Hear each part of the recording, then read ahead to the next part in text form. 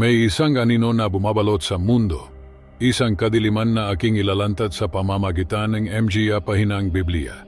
Sa Pahayag Kabanata 12, tayo ay dinala sa isang epikong eksena, isang makalanggit na labanan ng monumental na sukat. Ang entablado ay itinayo sa MGA langit, kung saan si Miguel ang Arkanghel ay humaharap kay Lucifer, nakilala rin bilang Satanas ang dragon. Ito ay hindi isang simpleng labanan. Ito ay isang digman kung saan ang megapuwersang mabuti at masama ay nagbabanggan na may makalanggit na galit. Si Miguel at ang kanyang MGA anghel ay nakikipaglaban ng mabanggis laban sa dragon at sa kanyang MGA tagasunod. Sa rurok ang digmang ito, ang dragon ay natalo. Itinapon mula sa langit kasamaan ng kanyang MGA na hulog na anghel. Ang makasisayang pagpapalayas na ito ni Lucifer at ang kanyang MGA hukbo mula sa makalanggit na kaharian ay mahalaga para maunawan natin ang ugat ang kasamaan na sumasalot sa ating mundon gayon. Na gayon tayo ay susisidang malalim sa isang realidad na marami sa atin ay maring hindi isinasalang-alang sa araw-araw. Ako ay tumutukoy sa isang digmaan na hindi nagaganap sa MGA nakikitang larangan ng digmaan, kundi sa MGA langit, isang digmaan na nakakapekto sa bawat aspeto ng ating buhay, na inilarawan ng detalyado sa Pahayag Kabanata 12. Sa kabanatang ito, ang Biblia ay humihila sa atin patungo sa isang makalanggit na tanawin. Isang kwento na tila hinanggo mula sa isang epikong pelikula. Ngunit may napakarealidad at walang hanggang implikasyon. Ang kabanata ay nagsisimula sa isang panggitain ng isang babae na nakadamit ng araw, na may buwan sa ilalim ang kanyang MGA pa at isang koronang 12 bituin sa kanyang ulo, isang simbolo na mayaman sa kahulugan. Madalas na itinuturing na isang representasyon ng bayan ng Diyos, nababalot ang dignidad at banal na autoridad. Pagkatapos isang nakakatakot na figura ang pumapasok sa eksena, isang malaking pulang dragon na may 7 ulo at 10 sunggay, at sa kanyang MGA ulo ay 7 diadema.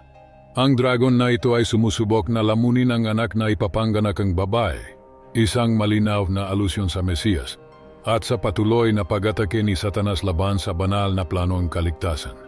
Ang bata ay naligtas at dinala sa Diyos at sa kanyang trono, isang simbolikong tagumpay laban sa MGA puwersang kasamaan na sinusubukang sirain ng gawang Diyos mula pa sa simulang panahon.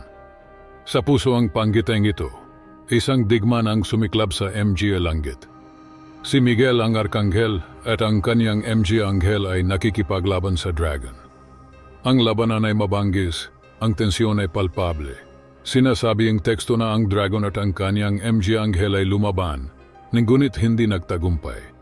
Wala nang lugar para sa kanila sa MGA langit, at ang malaking dragon, ang matandang ahas, na tinatawag na Diablo at Satanas, ang manlilinlangang buong mundo, ay itinapon sa lupa, at ang kanyang MGA anghel ay itinapon kasama niya. Ang tanawing ito ay higit pa sa isang simpleng labanan. Ito ay ang rurok ang isang kosmikong tunggalian sa pagitan ng mabuti at masama. Ang pagpapalayas kay Satanas mula sa MGA langit ay isang tiyak na tagumpay. Ngunit ito rin ang simula ang isang bagong yugtong digmaan. Ang Kabanata 12, talata 12 ay nagbabala. Kawawa ang lupa at ang dagat, sapagkat ang Diablo ay bumaba sa inyo punong malaking galit, sapagkat alam niya na kaunti na lamang ang kanyang oras. Ito ay isang turning point. Ano ang kahulugan nito para sa atin dito sa lupa? Ang presensyang kasamaan ay hindi lamang nasa paligid. Ito ay aktibo at nakatuon, sapagkat alam ang Diablo na kaunti na lamang ang kanyang oras. Ang epektong digmang espiritual na ito ay nararamdaman sa bawat sulok ng ating pag-iral. Sa MGA kawalan ng katarungan na nakikita natin araw-araw, sa MGA pandagdigang tunggalian na tila walang katapusan, at maging sa MGA personal na pakikibaka laban sa MGA tukso at pagsubok. Ang tunggalian ay hindi lamang isang pakikibaka para sa teritoryo o kapangyarihan sa karaniwang kahulugan, kundi isang pagtatanggol sa pinakadiwang makalanggit na kayusan. Si Miguel, na ang panggalan ay nanggangahulugang sino ang tulad ng Diyos, ay hindi lamang hinahamon ang rebelyon ni Lucifer, kundi muling pinagtitibay ang katastasan at soberanyang Diyos. Ito ay isang pangunahing tema sa buong kasulatan. Ang labanan sa pagitan ng katapatan sa Diyos at ang rebelyon laban sa Kanya. Si Lucifer, ang tagapagdalang liwanag, na naging dragon, Diablo ay may taglay na kagandahan at kalaman, ngunit pinili niyang sirain ang kanyang MGA biyaya sa desperadong pagsisikap na mapantayan ang Diyos. Ang anghel na ito na nahulog ay hindi lamang nagdalang ikatlong bahaging MGA anghel ang langgit sa kanyang pagbagsak, kundi ang kanyang impluensya ay umabot sa lupa, na nagdadalan isang anino na nakakapekto sa buong nilikha. Ang MGA talata ng pahayag kabanata 12 ay nagdedetalye ang resulta ng digmang ito. At nagkaroon ang digmaan sa langit. Si Miguel at ang kanyang MMG anghel ay nakipaglaban sa dragon, at ang dragon at ang kanyang MMG anghel ay nakipaglaban sa kanila. Ngunit hindi sila nagtagumpay, at wala na ang lugar para sa kanila sa langit. At ang malaking dragon ay itinapon, ang matandang ahas, na tinatawag na Diablo at Satanas, na naglilinlang sa buong mundo. Siya ay itinapon sa lupa, at ang kanyang MGA anghel ay itinapon kasama niya. Ang talatang ito ay hindi lamang nag-highlight sa tiyak na pagkatalo ni Lucifer sa langit, kundi pati na rin ang simulang kanyang masamang gawain sa lupa. Nalinilinlang at sinisira ang sangkatauhan mula sa landas ng Diyos. Ang pagbanggit kay Miguel bilang tagapagtanggol ng kaharian ng Diyos at NGMG banal na prinsipyo ay mahalaga dito. Siya ay hindi lamang isang mandirigma.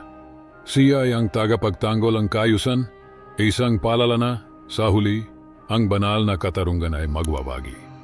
Ang digmang ito sa langit ay sumasalamin sa patuloy na labanan sa pagitan ng mabuti at masama na kinakaharap ang bawat tao. Bawat desisyon na ginagawa natin, bawat aksyon na isinasagawa natin ay may alingawanggaw ng digmang espiritual na ito. Ang kwento ni na Miguel at Lucifer ay nag-anyaya sa atin na pag-isipan ang ating sariling buhay. Saang panig tayo nakikipaglaban? Tayo ba ay nagtatanggol sa makalanggit na halagang katarungan, katotohanan, at kabutihan? O tayo ba ay sumusuko sa tukso at panlilinlang na inilalagay ni Satanas sa ating landas? Ang digmang ito ay isang tawag sa pagkilos. Ito ay nagtuturo sa atin na, sa kabilang anyo, hindi tayo walang magawa o iniwan sa pakikibaka.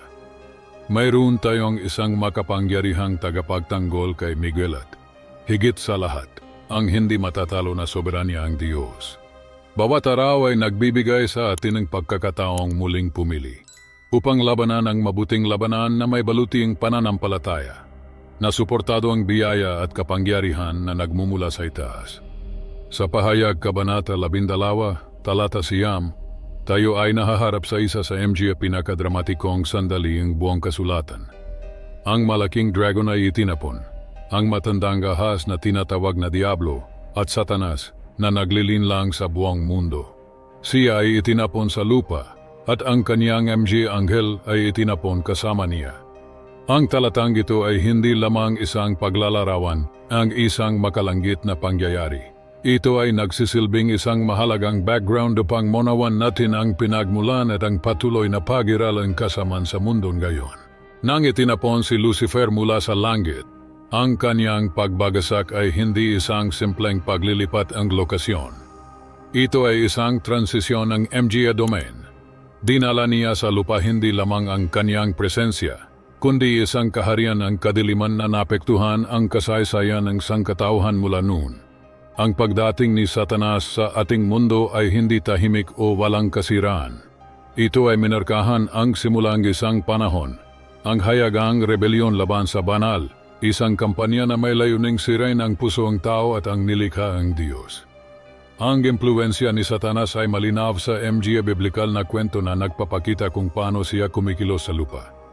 Mula sa tukso kay Adan at Eva sa Genesis Kabanata 3, hanggang sa patuloy na pagtatangkang iligaw ang kalalakihan at kababaihan mula sa kanilang banal na tadhana, nakikita natin ang isang pattern ng panlilinlang at pagkasira.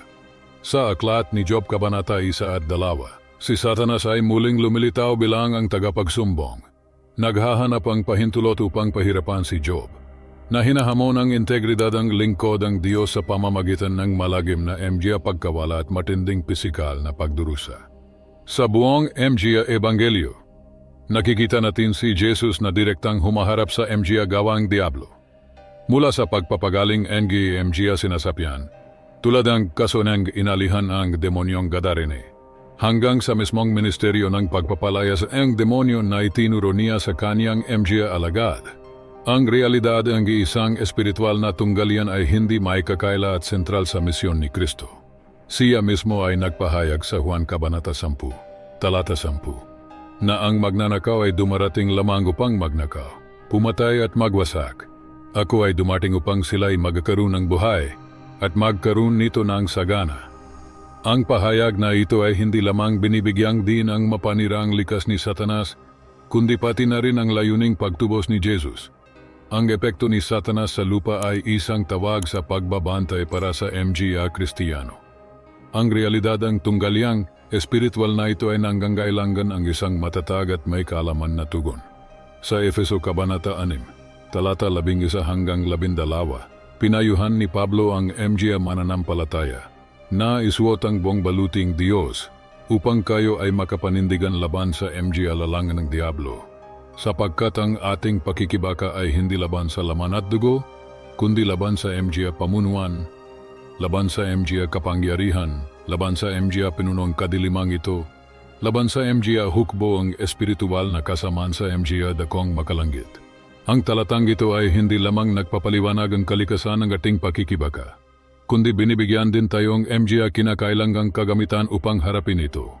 Katotohanan, katarungan, paghahandang ebanghelyong kapayapaan, pananampalataya, kaligtasan, at ang salitang Diyos. Ang pangwakas na pagninilay na nararapat ay isang ang pag-asa at pananagutan. Bagaman ang presensya ni Satanas sa lupa ay isang pinagmumula ng kasamaan, ang kapangyarihang pagtubos ni Kristo ay naisalyo na ang huling tadhanang kaway na ito. Sa Aklatang Pahayag, Kabanata 20, talata 10 hanggang 15, ipinahayag ang tiyak na pagkatalo ni Satanas at ang huling pagpapanumbalik ang lahat ng bagay.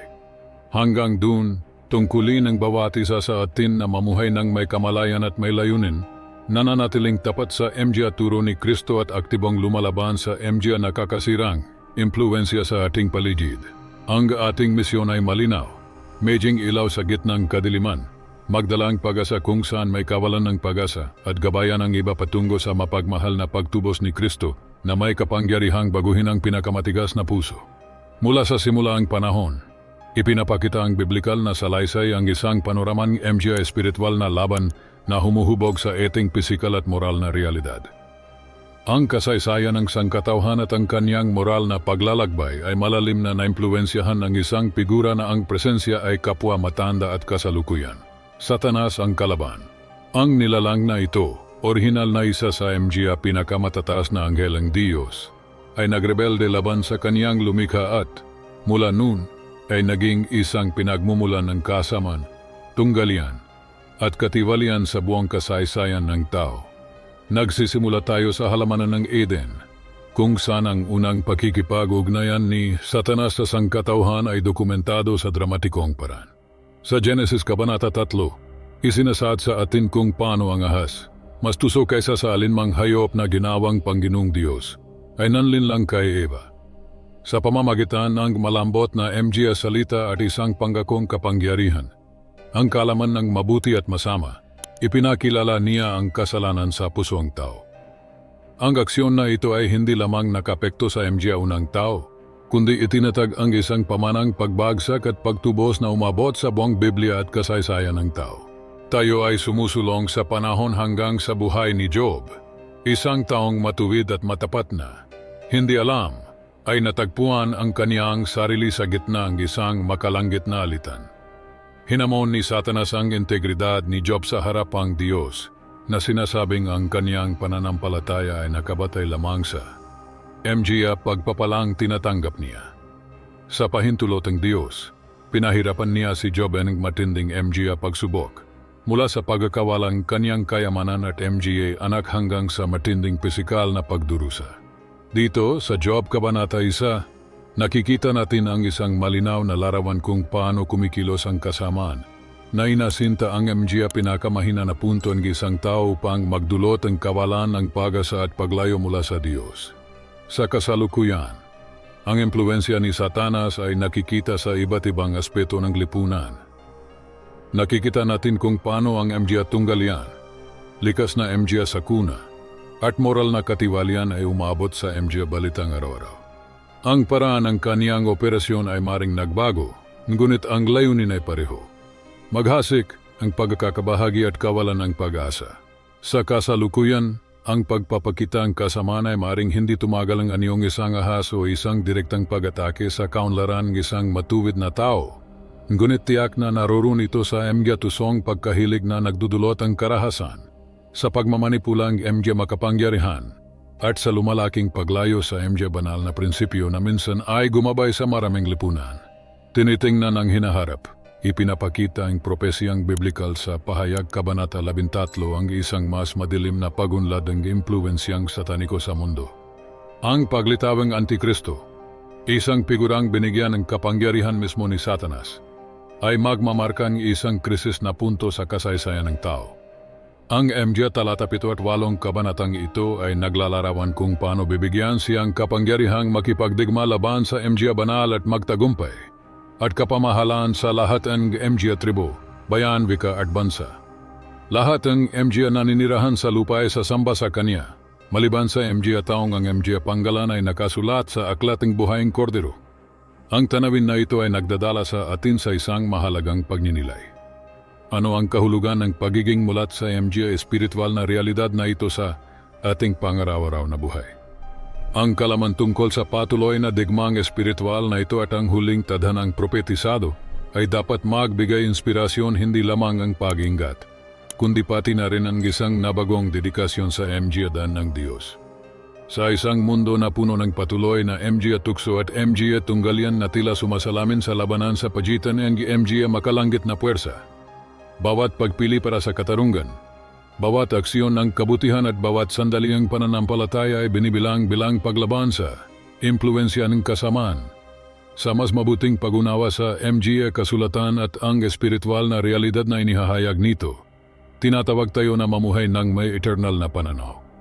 Ang pag-alam na may higit pa sa buhay kaysa sa nakikita natin ay nagtutulak sa atin na maghanap ang mas malalim na relasyon sa Diyos.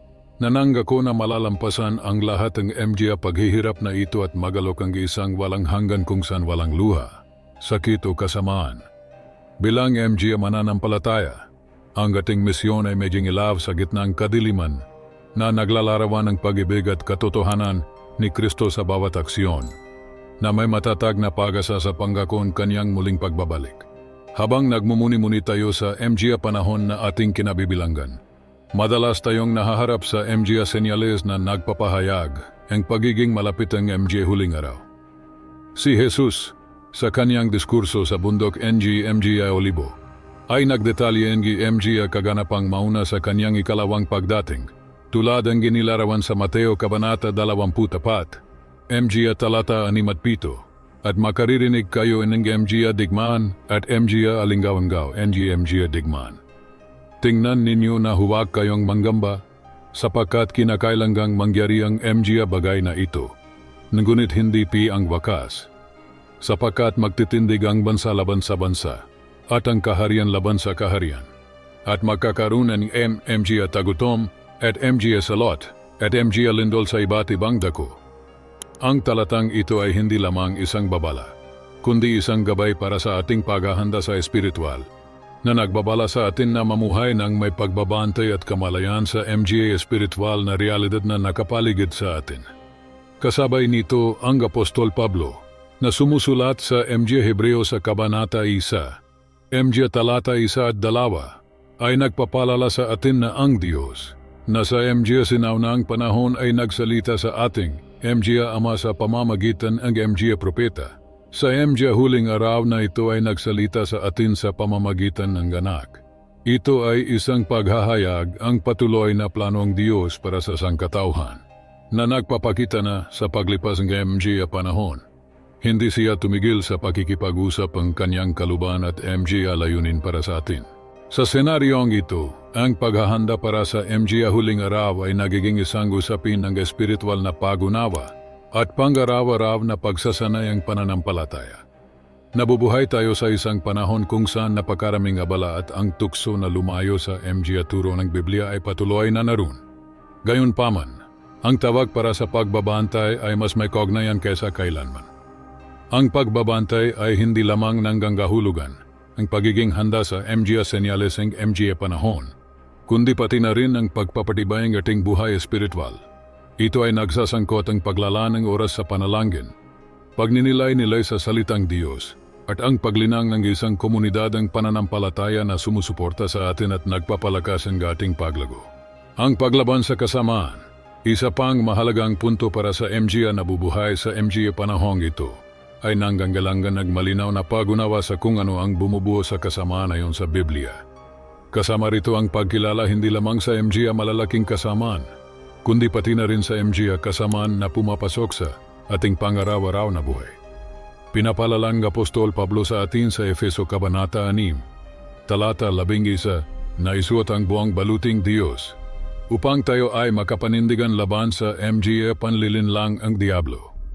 Ang ating pakikibaka ay hindi laban sa laman at dugo, kundi laban sa MGA pamunuan, laban sa MGA kapangyarihan, laban sa MGA pinuno ng kadilimang ito, laban sa MGA hukbo ng espiritual na kasamaan sa MGA dakong makalanggit. Ang baluting ito ay binubuo ang katotohanan katarungan, paghahanda ang ebanghelyo ang kapayapaan, pananampalataya, kaligtasan, at ang salitang Diyos na siyang tabakang espiritu. Sa isang mundo na punong MGA kawalang katiyakan, nakakaakit na magpatyanod sa takot at kalituhan na nakapaligid sa atin. Gayunpaman, tayo ay tinawag sa isang pananampalataya na aktibo at nakikilahok. Ang Biblia, sa Santiago Kabanata 2, talata 17, ay nagsasaad na ang pananampalataya na walang MGA gawa ay patay. Ibig sabihin nito na ang ating pananampalataya ay dapat makita sa pamamagitan ng ating MGA aksyon. Medjing sa pagtulong sa MGA ng gangailangan, pagtataguyod ng kapayapaan, o pagtatanggol sa katarungan. Ang ating MGA aksyon ay dapat sumasalamin sa pag-ibig at habag na ipinakita ni Jesus. Habang tayo ay naglalakbay sa MGA araw na ito, sa harap ang isang kabot-tanaw na puno ni MGA senyales at kaganapan, hindi natin maring baliwalay ng babalang biblikal na umalinggonggaw sa MGA siglo at may partikular na kahalagahan sa ating panahon. Kayo rin naman medjing handa sapagkat sa oras na hindi ninyo inisip, ang anak ng tao ay darating. Ang saiping ito mula sa Lucas Kabanata 12, talata 40, ay tumatawag sa atin sa isang patuloy na pagbabantay at paghahanda. Ang Biblia, sa kabuuan ng kanyang MGA pahina, ay hindi lamang nagsasalaysay ang MGA kwento ang MGA nakalipas na panahon, kundi nag-aalok ang isang ilawan para sa ating MGA pa at isang liwanag para sa ating landas, lalo na pagdating sa pag-unawa sa MGA panahon at paghahanda para sa pagbabalik ni Kristo. Ang sandaling ito ang huling pagkakataon ay hindi mauna ng MGA naririnig na MGA trompeta para sa lahat ng MGA tainga. Ni ipahayag sa MGA karatula sa kahabaan ng MGA daan ang mundong ito. Ito ay magiging isang sandali na darating tulad ang magnanakaw sa gabi, nang hindi inasahan at mapagpasiya. Kaya't nagtatanong tayo ba ay tunay na handa? Ang paghahanda ay hindi isang gawin na maring ipagpaliban para sa isang hindi tiyak na bukas o isang tabi sa ating MGA balang buhay. Ang paghahanda ay nanggangahulugang mamuhay araw-araw na may kamalayan na ang bawat aksyon. Bawat salita, bawat pagpili ay nagpapalapit o nagpapalayo sa atin sa Diyos. Paano tayo kung gayon maaring mamuhay nang sa gayon ay lagi tayong handa? Una, mahalagang lumubog sa salita ng Diyos na hinahayaan itong hubugin ang ating MGA salubin at aksyon. Ang kasulatan ay ang espiritual na pagkain na nagpapalakas sa atin laban sa MGA tukso at nagbibigay sa atin ng kakayahan na harapin ang MGA hamon na may karunungan at tapang. Bukod pa rito, ang panalangin ay dapat maging isang patuloy sa ating buhay. Isang walang patid na pakikipag-usap sa Ama kung saan ipinapahayag natin ang ating MGA alalahanin, naghahanap ang direksyon at pinalalagas ang ating pananampalataya. Sa puntong ito ang ating paglalakbay, napakahalaga rin na linanggin ang isang komunidad ng pananampalataya. Sapagkat kasama ang ibang MGA mananampalataya na nakakahanap tayong suporta, itinatama ang ating MGA pagkakamali at lumalago sa pag-ibig at pag-unawa sa isa't isa. Ang simbahan ay hindi lamang isang lugar ng pagpupulong. Ito ay isang espasyo ang patuloy na pagbabago at pagpapanibago. At para sa lahat ang nakatagpong halaga sa paglalakbay na ito sa pamamagitan ng MG Aral na ibinahagi dito, inaanyayahan ko kayo na higit pang sumisid. Kung ang video na ito ay nagising sa inyong bagong pag-unawa o muling pinasiklab ang apoy ang inyong pananampalataya, huwag itago ang karanasang ito para lamang sa inyong sarili. Ibahagi ito sa MG kaibigan at pamilya at sama-sama, ating ipalaganap ang salitang pag-asa at paghahanda. Mag-subscribe sa channel upang hindi makaligtan ang anuman sa aming MG hinaharap na video, kung saan patuloy nating susurin ang MG katotohanang biblikal at ang kanilang aplikasyon sa ating pang-araw-araw na buhay. Huwag kalimutang i-like ang video kung kayo ay nataman ang mensaheng ito, at magkomento sa ibaba kung paano kayo naghahanda para sa pagbabalik ng ating Panginoon. Sa huling pagninilay, habang inisip natin ang wakasang MG panahon, at ang nalalapit na pagbabalik ni Kristo, dapat nating tandaan na ang ating espiritual na paglalakbay ay hindi lamang tungkol sa pag-iwas sa kasamaan, kundi tungkol din sa aktibong paglinang ng kabutihan. Ito ay tungkol sa pagliwanag sa madidilim na sulok ang ating sariling puso at ang MG puso sa ating paligid na may liwanag na nagmumula sa itaas. Ito ay isang tawag upang mamuhay hindi lamang sa paghihintay kung ano ang darating, kundi sa nagbabagong realidad ang kung ano ang naibigay na sa pamamagitan ni Jesus Kristo. Naway tayo ay matagpuan na matapat, mapagmatyag at aktibo, hindi lamang naghihintay sa huling tawag, kundi namumuhay bawat araw sa buong kamalayan ng kanyang banal na presensya sa ating kalagitnaan. Tayo ba ay tunay na handa upang salubungin ang ating tagapagligtas? O tayo ba ay lubhang abala sa MG kaluguran at alalahanin ng mundong ito na nawala sa atin ang pokus sa kung ano ang walang hanggan? Ang salitang Diyos ay hinahamon tayo na mamuhay bawat araw na may kamalayan na siya ay maaaring bumalik anumang oras. Ito ay isang tawag upang mamuhay ng isang buhay na nagbibigay karangalan sa Diyos. Isang buhay na nagpapatuto sa kanyang biyaya at kanyang katotohanan sa gitna ng isang magulong mundo. Naway ang ating tugon sa tawag na ito ay maging matatag at totoo, na nagpapakita sa mundo na ang ating pag-asa ay nakaangkla hindi sa MG kasalukuyang kalagayan, kundi sa maluwalhating pangako ang pagbabalik ng ating Panginoong Hesus Kristo.